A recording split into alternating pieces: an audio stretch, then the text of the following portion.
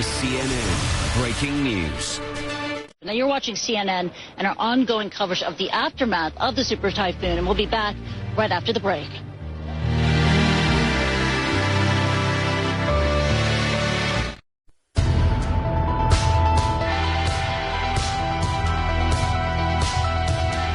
Welcome back, everyone, to CNN's ongoing coverage of the aftermath of Typhoon Haiyan.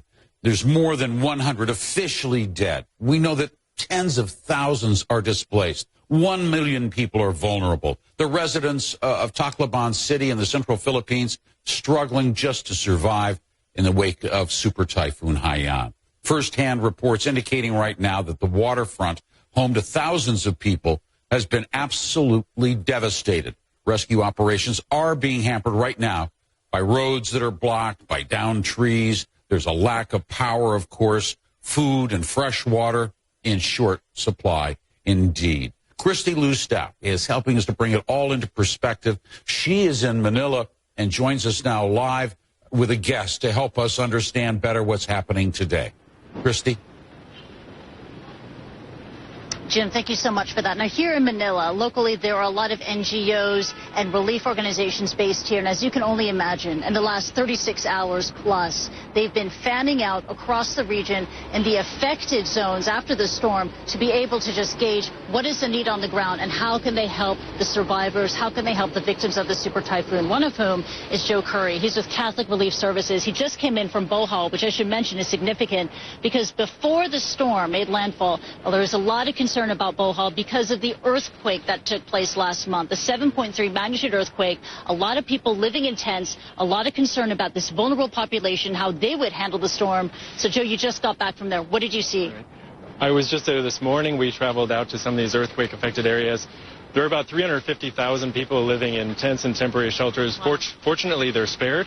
They didn't get the brunt of the storm like the other parts of the Visayas region. I'm sorry, that's a miracle. That's amazing. It is a miracle. It is. And even these temporary tents were able to survive these torrential rains and winds. So we're quite happy about that. But looking at the other devastation that we're seeing in other parts of Visayas. So what is your focus right now? Is it Tacloban City?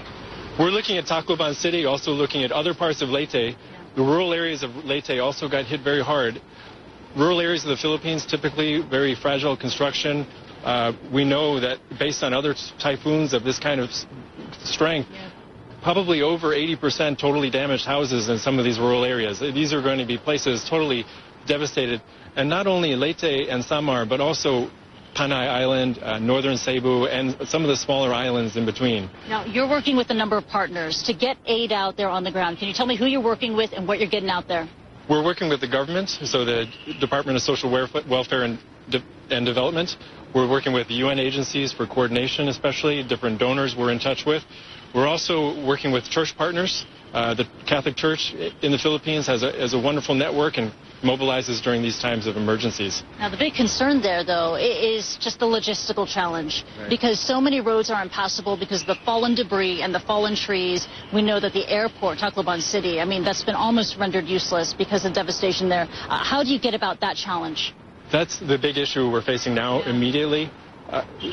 The boats are working towards Ormoc in western Leyte, and we're hoping that the roads will get cleared soon.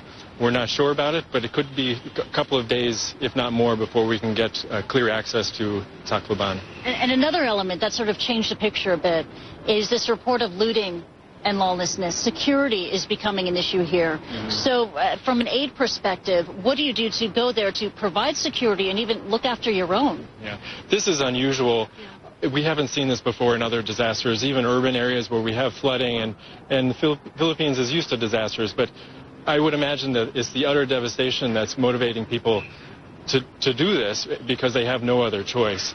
We'll have to see about the security. Obviously, it's a problem for our staff and how we operate, and we'll be thinking about it. Catholic Relief Services has seen its fair share of typhoons and natural disasters here in the Philippines across the region in recent years. How does this super typhoon and the devastation brought by Haiyan, how does it compare to previous experiences?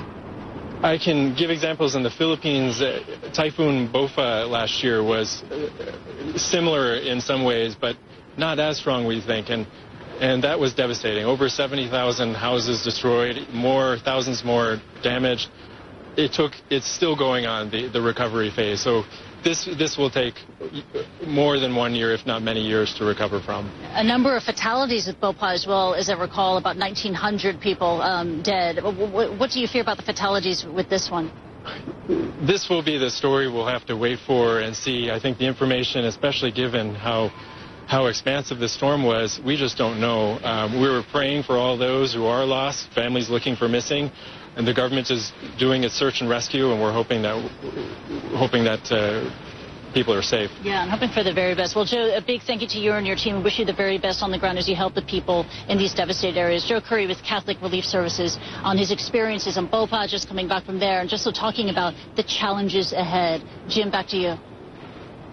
Chrissy Lustow. Chrissy, it's great to have you there in Manila. Our thanks to you for bringing us up to date, giving us some perspective on all of this storm. There's little doubt that millions of people all across the Philippines are going to need help recovering. There's little doubt that millions of people around the world are looking on and wondering, how can I play a role to help them do that? Well, you can play a role. Go to cnn.com/impact, and there you will find real ways and reliable ways for you to help.